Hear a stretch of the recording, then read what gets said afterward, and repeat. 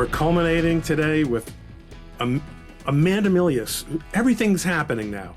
Everything's culminating for Amanda Milius. Is there going to be justice, Amanda? Does this first Durham indictment mean that it's all going to be okay? Okay, let's take a step back. That's my sort of headline-y kind of thing. Everyone here, if you're listening to ColemanNation, you know who Amanda Milius is. I'm really bad at the introductions. I think it's like a waste of time. That's okay. Your audience, I think we all know each other by now. We all know each other, sure. It's funny because before we went on, we were talking about, well, Ron, you know him and you know him. We don't know. None of us know each other, but we feel as if we do know each other. And that's a very important part of knowing each other. And then again, there are people that we see every day on the street in real life, and we don't know them at all. Meat space is not necessarily superior space. True. Now, you're busy as heck. What's going on for you right now before we get into the news and how it connects with the Plot Against the President movie? Well, I'm getting this production company. I mean, I've been sort of threatening to tell everybody what the new movies are for almost, since the last one came out. So obviously we still are doing publicity stuff and events like with candidates and whatnot with Plot Against the President because it remains relevant. I mean, as we're going to talk about later, it stays in the news cycle, which is great. But yeah, I'm working with my team to kind of get the next few projects off the ground, and we're basically at that point. So we've done a lot of the legal legwork, as you will enjoy, and which is all I feel like I do. I feel like I should get an honorary entertainment law license for all of this, but that's pretty much what I do. That, and then the getting the fundraising and all the entities sorted and all of that, and figuring out like how we want to do the company, because there's a lot of different ways you can Interesting. invest in movies, right? Like you can do individual movies, you can invest in a company. There's a lot of different ways to do it, and sort of we have now picked what we think is the best way and are carrying on with that. And we have 2 projects that we will hopefully be announcing by the end of the month. You're still in the tail of the comet of the film that the America First or MAGA country or conservatives, whatever you want to call the people who are mostly our friends, is most interested in, and that there's been an uptick in interest in this time of incredible nonstop news and terrible news and awfulness. All of a sudden, a little pin of light. The film is The Plot Against the President, where you told the story that all of us lived over the last 5 years. And then all of a sudden, John Durham. Were you surprised? Were you surprised? Did you think he was for real?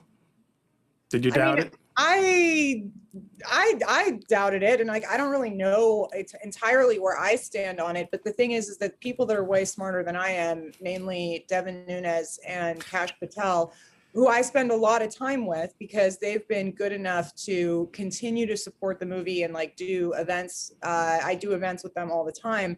And obviously the audience asks them the same thing that I want to know all the time, which is what's up with Durham? And are we going to see anything out of this? And they seem to have a lot of faith in this.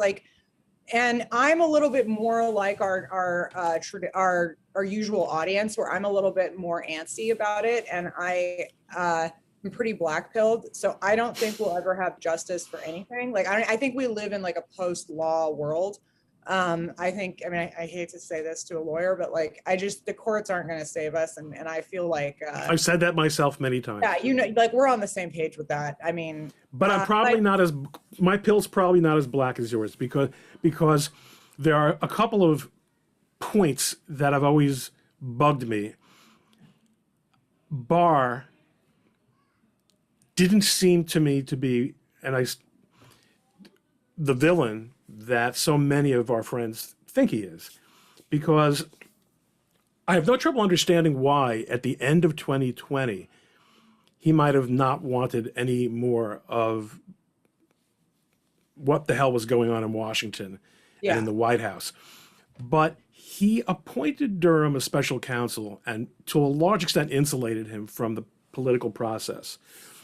And although Trump has been known for his excited utterances from time to time, The letter he wrote on Barr's way out was so glowing that when I saw the first Durham indictment, and hopefully, gosh, this is going to air in a couple of days, I want to come out of my Jewish holiday in 2 days and find out that there's a raft of additional indictments. But even, hopefully this is the beginning of it.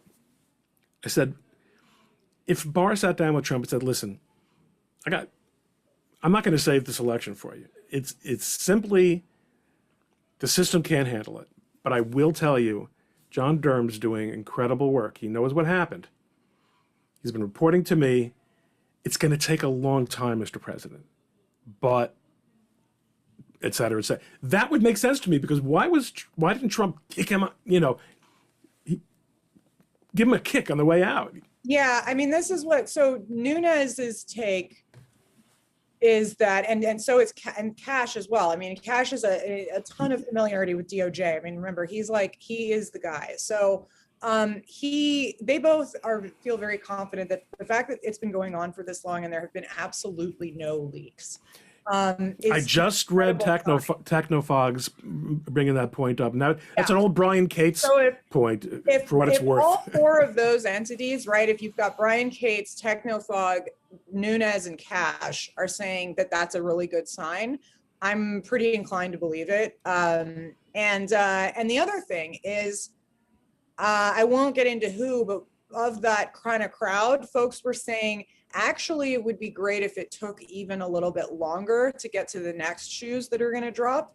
And that the fact that the first thing that comes out is that they're going after Perkins Coie is the best thing I've ever heard. I mean, it's the most. I mean, and this is the thing. To me, that's maybe even better than the FBI itself. It is because they are actually in charge. I mean, we've talked about this where I've said, and I mean, other people, again, way smarter than I have said, and I think my job was to explain this to average Americans. And I think what's successful about the movie is, even in the one clip that I reshared recently when this came out that explained Perkins Coie's role in just Russiagate. Now remember, they were involved in every other giant scandal that happened, and especially in the 2020 election. I mean, when I was with Jesse Banal in Nevada during 2020 fighting, totally separate from Russiagate, totally separate from the movie, fighting election fraud in Nevada with Adam Laxalt and Jesse Banal and all those folks, the people on the other side were Mark Elias and Perkins Coie. So it's like they don't change the bad guys in this script. It's like the TV writer wrote like one villain and like they show up in every season, and it's always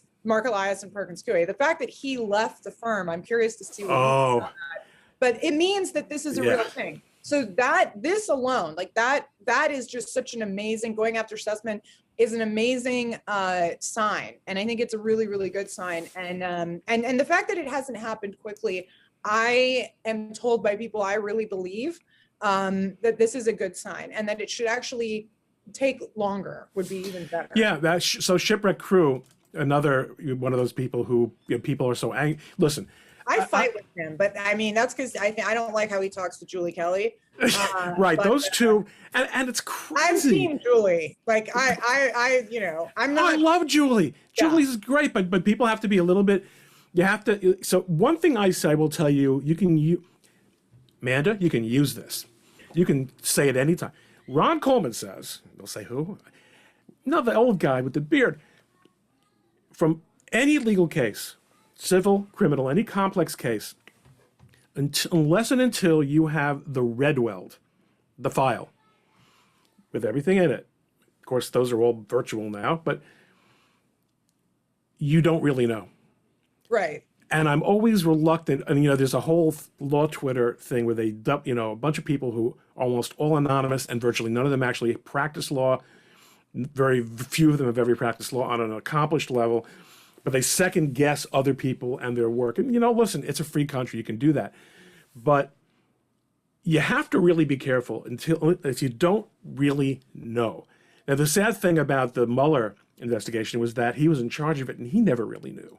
He was supposed to be the guy who knows. Yeah, Believe me, in Harmeet Dillon's office, Army's amazing. You better know. Yeah. Well, no, I can imagine. I mean, I've had the pleasure of becoming friendly with her over the years, and she's such an amazing woman. She's so awesome. But I would not want to walk into her office without the facts. I would not want to be that guy. But I am in the business of hot takes. So I don't have to know anything. In fact, it's usually better when I don't know anything at all and I just spout off from whatever determination I can make from my balcony in the morning. So I don't, yeah, that's why I think we're on different, but I interact with legal Twitter all day long, and I'm glad that you guys are going to be careful.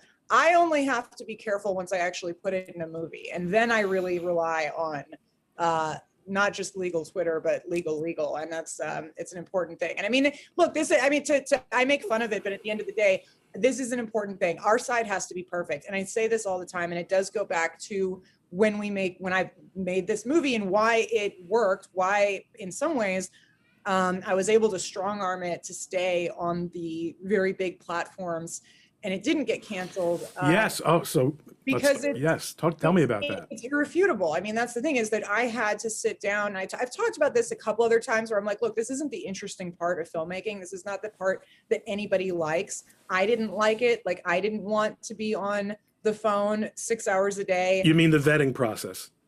Well, we had a very heavy legal process through the whole thing, because if you can imagine, you're dealing with there's fair use laws for using news footage and things like that. They tend to be, like every other law in our country, applied unevenly to conservative versus liberal content. Right. So there's a battle there to make sure all the T's are dotted. We had the best. No dotting T's, Amanda. Oh yeah, this is why I didn't. Yeah, I don't even have an undergraduate degree. I know that's all the rage among your generation of young conservatives, and I hold you in the highest regard for it. No, I mean that was the. But I do know that you know that T's are crossed and the I's are dotted. Barely. But yeah, no, thank you. But that was the thing, is we had to have everything perfect. And I mean, so that fact and going through the facts that we claim in the movie, there's not one hint or utterance or association you could make by a line being played over somebody's picture that I can't back up 110%. And so this is, I know that you're really enthusiastic about this, and that's why everyone wants to have you on. That's why you're possible to book. But this is really, really important, and from my point of view, it's interesting.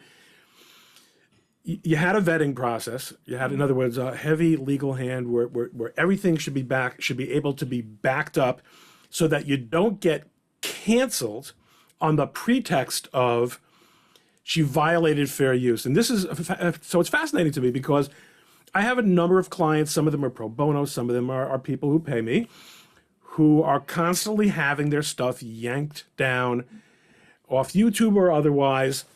Because they'll use copyright, and then they'll also use because our side doesn't do this. Like, we don't sue journalists enough for defamation.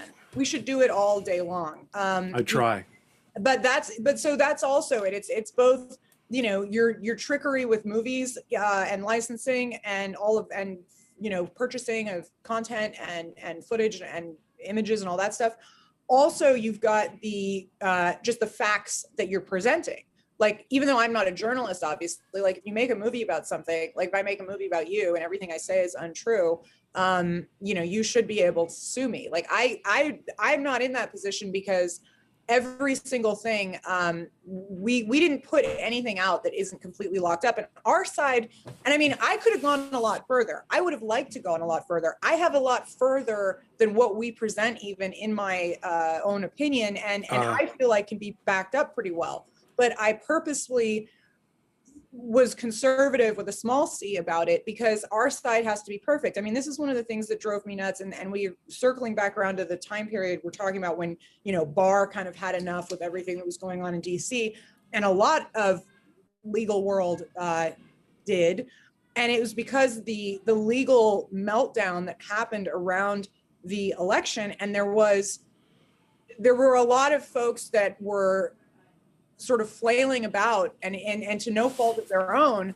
But things were said when we didn't exactly know what was going on. And the problem is they were said in good intention and not that they were even wrong in direction, but the fact is that our side, the moment they can poke a hole in anything that we claim, they're going to dismiss the whole thing. So if there was one thing incorrect about what I claim about Russiagate, they'd be able to go, oh, well, that one thing is wrong, so therefore the whole thing. So we have to be better than everybody else. We have to be perfect. And you know, this is an example where the lawyers did you a great service, because very good lawyers, and I'm sure you're using very good lawyers. There are very good lawyers besides Harmeet and me. You guys weren't available. Very good lawyers will under promise and overperform in that way. We frequently have clients who say, why didn't you tell the judge about this? Why did you? Trust me, you've got a really strong case. We're going to focus on the stuff that we can nail, and that the judge won't find, over the top or scandalous or a cheap shot. There may very well be time for all those things, including cheap shots. Okay, if it's a jury trial, that's what we're here for.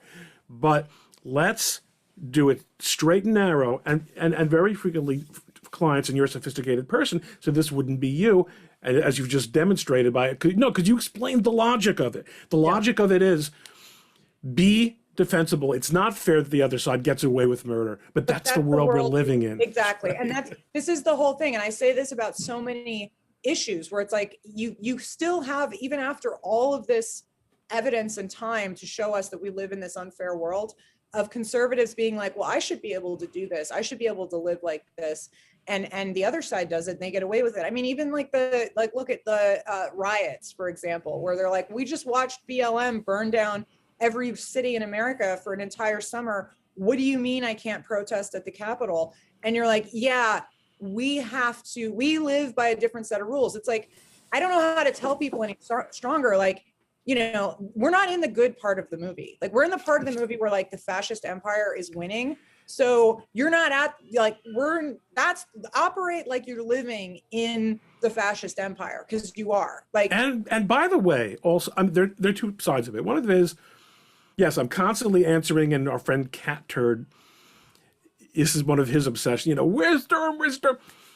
You're gonna have to be patient, but also and this is more, this tends to be more anonymous people. All talk. Why don't we do like they do? Why don't we do like they do? And I'm always explaining, we can't do what they do.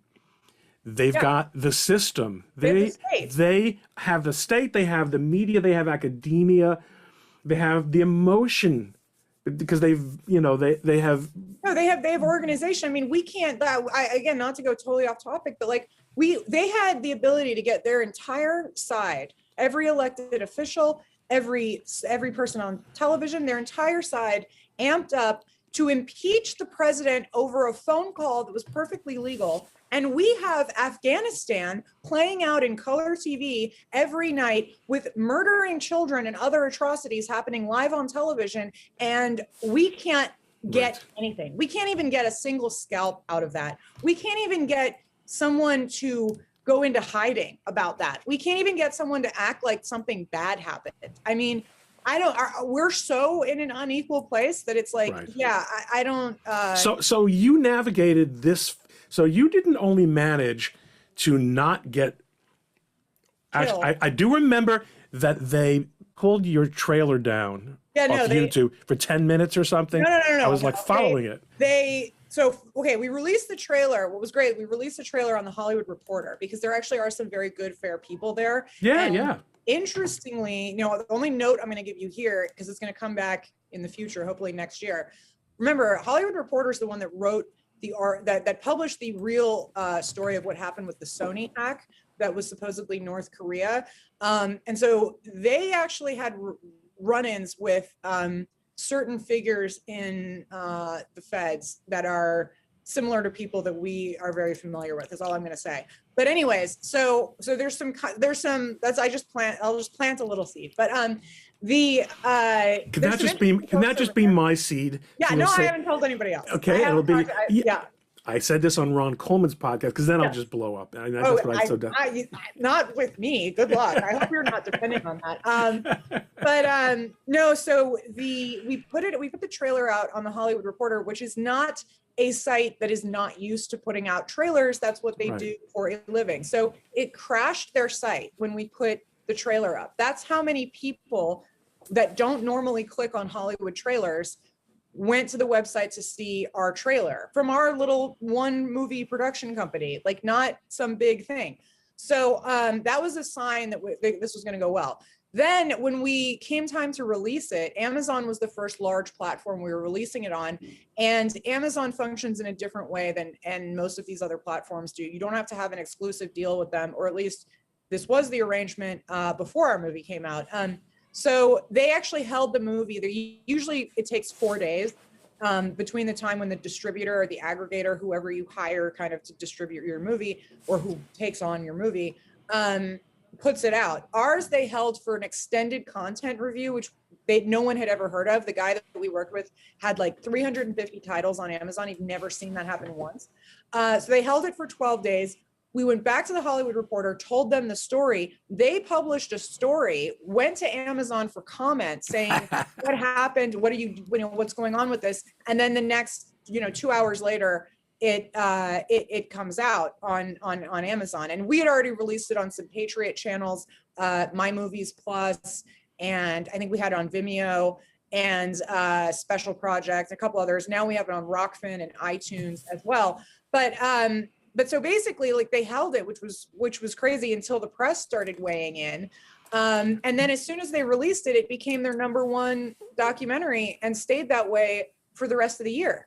I mean, so this is an amazing thing. On a lot, what you just said is so action-packed. Because first of all, the point that I was making was that it's one thing to not get pulled off YouTube. Yes, we did such a good job. We're so bulletproof.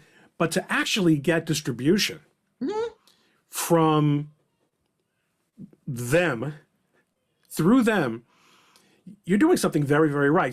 So you described a really, as I said, bulletproof vetting process.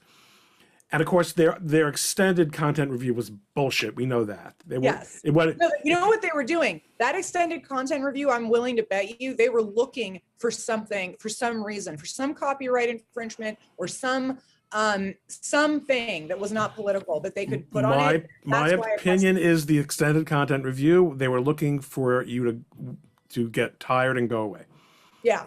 I don't think they were even, they didn't spend a minute on it. The most amazing thing is I think it was like the day before, the 5 days before they released it. So 6 days into their review, Lou Dobbs somehow sees the movie. We didn't send it. We sent it to a lot of people, a lot of journalists in DC, just because of people I know from working in comms in DC. But I don't know how he got a hold of it. He must have seen it on one of these other platforms. Someone must have sent it to him. And he starts talking about it every night. And finally, he has me on the next week. And he's had Lee Smith on before, and Lee Smith, obviously the author of the book that it's based on, who's a genius. He's great. And yeah, I mean, amazing.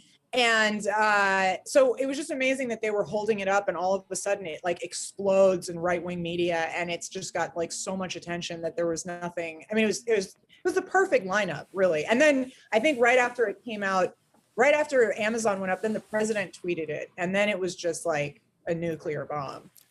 And Amazon didn't then find a new excuse, I mean, it's astonishing to me because you might be the only person to really, really break through.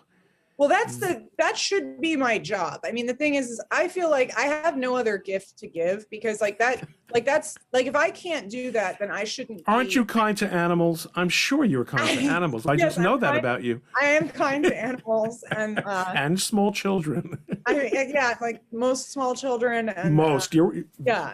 You see, you're very good. You don't miss a thing. No, not all.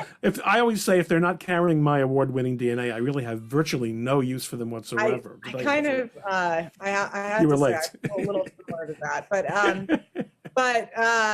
no, it's if I can't if I can't accomplish that, like I'm supposed to be the person that actually had this training. I don't have any other training. I went to the best film school in the world.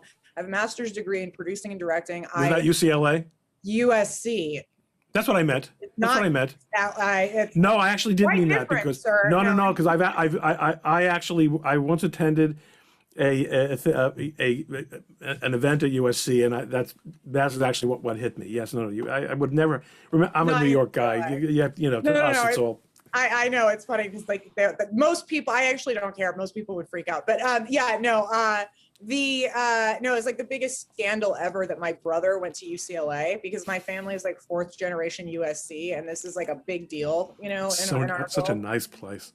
Yeah, and my brother, of course, throws it all, to the wind and goes to UCLA. My brother, who's the prosecutor, the one, he just actually won this massive case, not to go totally off topic, but I don't know if you were following the Durst case, but since you are of legal.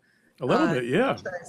But so Durst, who got away with murder 3 times, my brother was just on the prosecution that finally got a guilty verdict for him. So I'm very excited about that. Cool. Anyway, but no, so if I can't figure out how to distribute conservative movies and get us over that hump that only very few filmmakers have been able to do, because what you have is a lot of conservative directors or dissident directors. Let's get out of calling it conservative. Fair enough. What they have to do, and I understand why they do this, and it's perfectly fine. It gets the message out. They release them for free. So they crowdfund because we have the numbers and the audience that wants to see this stuff. And then they release the movie for free. And that gets them out of a lot of legal loopholes. And they get a wide distribution and it goes out on YouTube or whatever, or they put a website up and it's harder to get rid of it. The thing is, I am not just trying to make a profit and to make these, to put these movies on the big platforms, to turn a profit for myself, because the way that the movie business goes, it's not necessarily going to me. I need to make these movies profitable for the people that invest in them. And if we don't have a profitable business model, this isn't a sustainable industry. And we don't need to create. It's not just getting the message out. We need to create a self-sustaining industry so that we can employ any kind of dissident artist type of the people that are coming up in this Gen Z kind of thing, and to actually have a right wing or just at least a dissident culture movement. It has to be able to make money, because that's how this is going to work. So that's my project. That's really the thought behind the production company and these movies, is to just get a momentum going where we know we have the audience. I mean, I'm not a business person per se. Like, I never went to business school. I didn't think that that's something I would be doing. But to me, I don't know what I'm missing here. It's like Hollywood has decided, for an ideological reason, they don't want to make movies for more than half of the United States.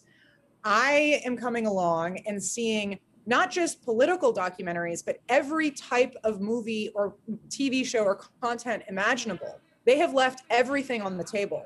Everything they make is ideologically backwards. So basically, there has never been a movie about Stalin, the most important person in the 20th century. Everyone else is a piker.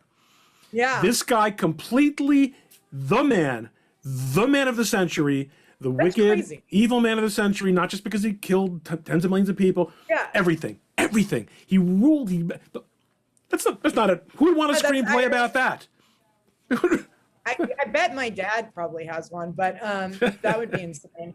But that's very interesting. And that's even, you're going from back then to now, that's the case. But now it's even accelerated so much that they can't even make a car chase movie without smothering it in identity politics and like just stupid crap that nobody wants to see. Sorry, hang on one second. I have that. Sure. If it's the feds, okay. I don't know if it's going to be the feds. The code word is coleslaw. Hold on one second. Will you hang on? If I hear you say coleslaw, okay, I'll know what to do. This is staying in, by the way, Jeremy. We do not cut this part out. This is history right now. Thank you. No, it's not the feds. It's not the feds. It's the pizza. No, I left my keys in the door. And the guy just walked by and said, "You dumb girl, you left your keys in the door." So I just left my door open to the feds. Anyway, this is the most exciting, action-packed podcast that I've ever done. We've got Because special guests. We've got the feds coming in the front door. And as I've always been expecting, I mean, for where I live, I am fully expecting that the feds will one day at some point come get all of us. But anyways, so Hollywood's made this business decision and they've left all of this on the table. All it takes is I'm sitting here going like, I've canceled myself. Like I already worked in the Trump administration. I'm not going to try to go back and work in mainstream Hollywood. I don't mind. I will be the person that makes this production company and I'll hire everybody else. And at least I'll be able to like, I want to, like I said, I like producing in many senses more than directing.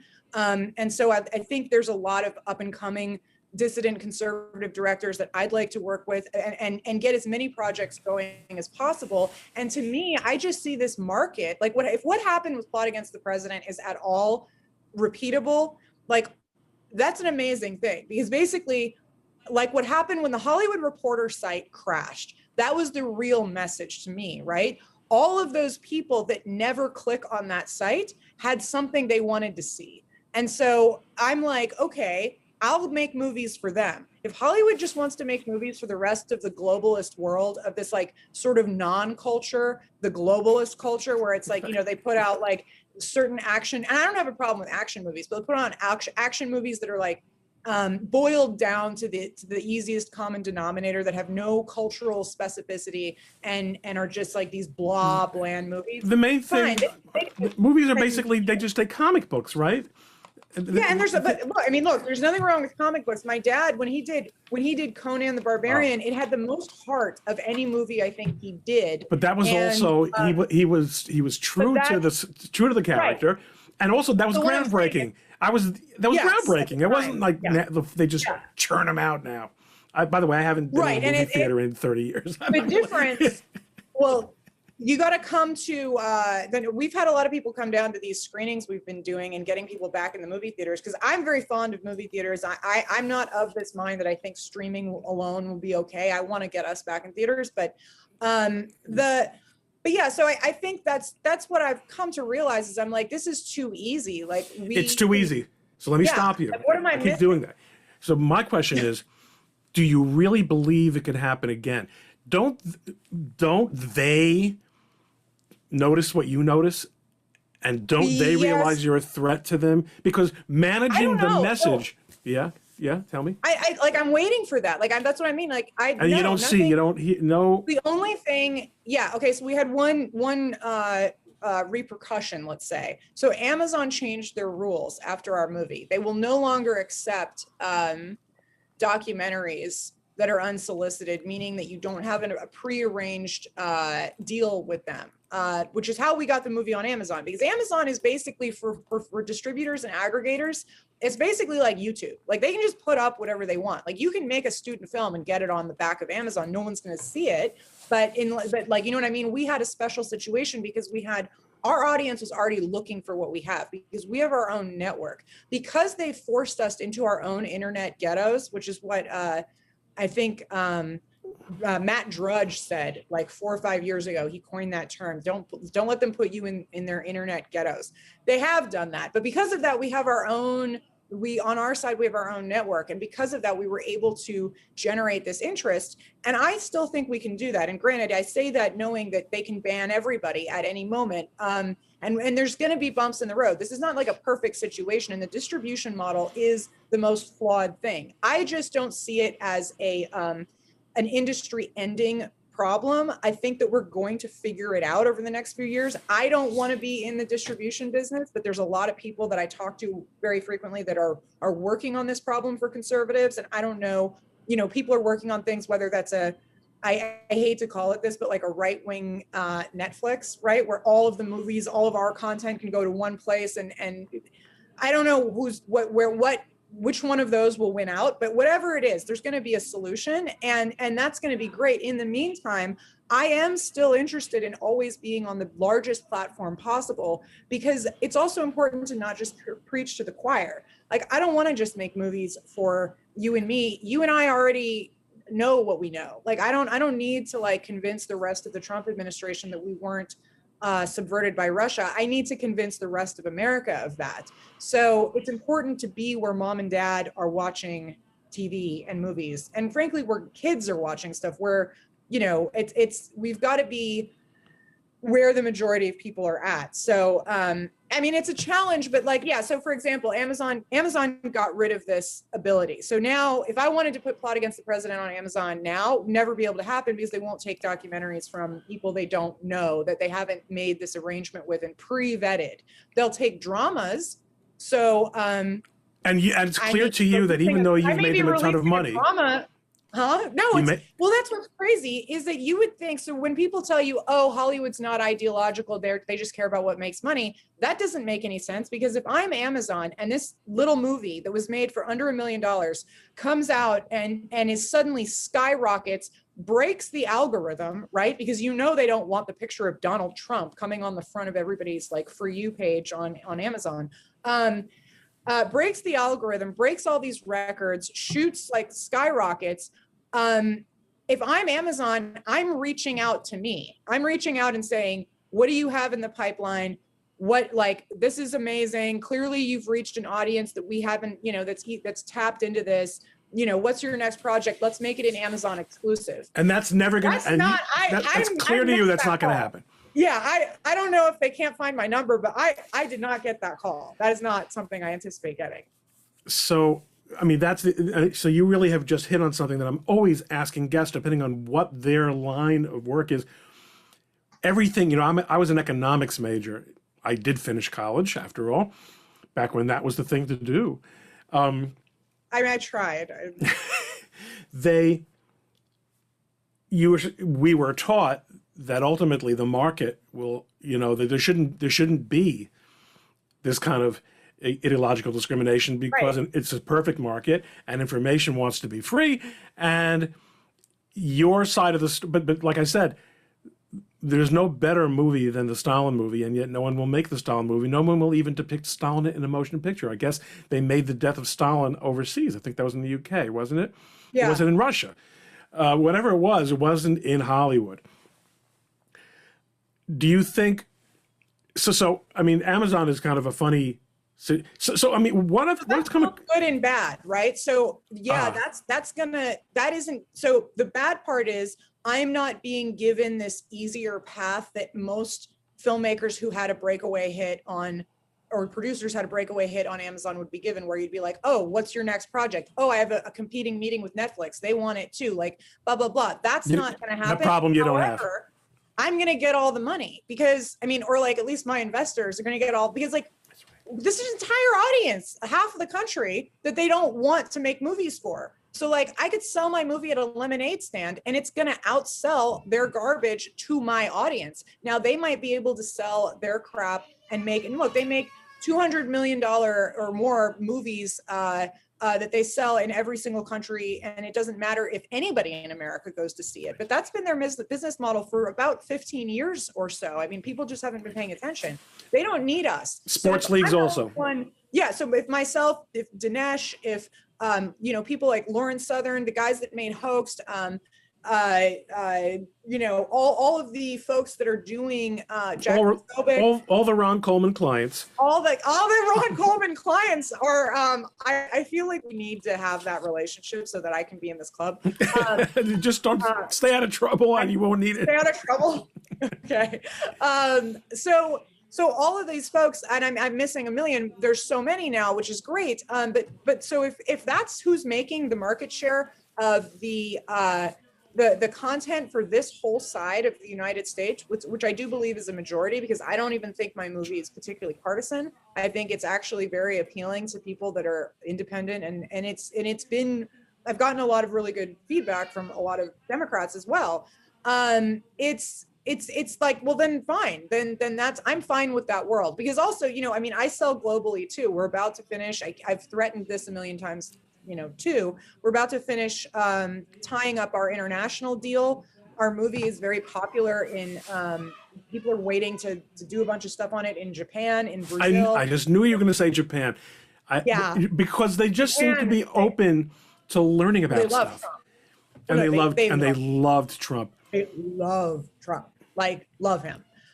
So and just any countries where this was a significant thing. I mean, obviously we're going to do it in Israel. I want to get a copy. I don't know how. This is a harder thing to do, but I'd like to get it at least in Farsi so that it's floating around and it can. Sure. And it can. I mean, I'm starting. Yeah. So we're working on obviously Europe and all that stuff. But that's, we have that market too. So until they actually put us in the gulag, I think we're going to be, this is the one thing I'm not blackpilled about, is the media content side. That's exactly, boy, I've said that a million times. In Kurt Schlichter, and we're saying until they drag us kicking and screaming out of the courthouse, we're going to keep banging our heads. Yes, the courts are not going to solve the problem, but we're not going to give them that for free either. Make them fight for every inch. Having said that, and I got to pay some respect. And obviously I have my differences in style and sort of approach with like filmmakers, like the more traditional conservative political documentarians, which is not really the lane I want to stay in. Like Dinesh D'Souza, what he's done is very important and I respect it a lot. And he went to jail. They targeted him. Like, don't forget. Like, they're not they're like the Obama administration is not. It's not like they didn't put filmmakers in jail. I mean, I can think of two. So it's definitely, it's not just a hypothetical when we throw that out there. But yeah, until that point comes and they finally build the gulag big enough for all of us. Yeah, we're gonna have a nice time having our market share of the American audience that wants to see our movies. They're sick of being lectured at, lectured to by these freaks in Hollywood who we see doing these award shows and all of this stuff. I mean, it's less appealing every day. They're not America. They're not America, and they've ruined this country.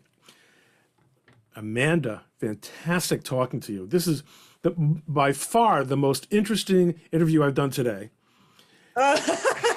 Same. No, you have to be nice to my other guests after all. But I think we really, I do think maybe I got you a little bit talking about some different angles on things, because everyone has Amanda Milius, but I want people to say, but Coleman with him, it was really fascinating we've been meaning stuff. to do it for a long time, because we actually have you were one of like the first 6 people who agreed to do it. I know, and then it's just taken this long, which is crazy because we have our our crazy schedules, but I'm so glad that we got to do it. I mean, I've obviously, like we talked about it, Harmeet is one of my favorite people on the planet, and she's very close with Heather Flick as well, who is the person who brought me into politics. That was my boss on the campaign. I got pulled in. The way I got pulled into politics at all was through the legal team, because in 2016 I was a volunteer coordinator in Nevada, and the legal folks figured out that I knew how to make an Excel sheet, and so they let me work in the back with them, and so I became friends with all the lawyers, which is how I got hired. Probably how I got in at the State Department and everywhere else. So the rest is history. It's my long relationship with Republican lawyers that has made all of this happen, which is because we are the most fun people in the world, Thanks again. Thank you for having me. This was awesome. Okay, we'll talk soon. Enjoy the pizza or the keys or the feds. Did you order coleslaw by any chance? No, I didn't order. No, we're good. We didn't order any coleslaw. Okay. Well, super. Listen, make sure I hear about the next screening near me. Then I'll be there. Wait. Oh yeah, where are you? I'm in northern New Jersey. I'm in the metropolitan New York. We're going to do one with the New York Republicans. We're going to do one up there. We'll get you and Lisa. Good. Tell Gavin, just make sure it's not Friday night, and then I won't be able to make it because it'll be Shabbos, and he knows. No, same. And This have club a- should be have a built. budget hallway. Club should be built around Ron Coleman. No, I feel bad because you're like, I have to take the holiday off, and then I'm like, oh yeah, I should probably be doing that, but I'm gonna travel across the country instead. There's always find next a- year. I can't find a Republican synagogue to go to out here. I mean, I don't know what I'm supposed to do. I'm gonna blame it on that. See, that's why you have to become Orthodox, because Yeah, that's where it's at. No, that would be. we have Republican synagogues. They don't leave me alone. I can't go to a kiddush without people asking me. And now once this comes out, so what did Amanda Milius tell you? Because they won't want to sit and listen to it. They'll want me to just tell them the bottom line. Okay, oh no, good. we I got love those. that. All right. All Well, right. I'll come hang out with them when I come. Cool. See them. That I'll sounds make you. good. I'll make you an introduction. We'll put you behind. You don't have to put you behind a screen or in a burqa either. You know, we That's love our fine. women. No, All right. I'm Terrific. down. I'm ready. Let's go. Cool. All right. We've got a Okay. plan going here. All right. Thanks. You too. I'll see you soon. So long. Bye. Bye.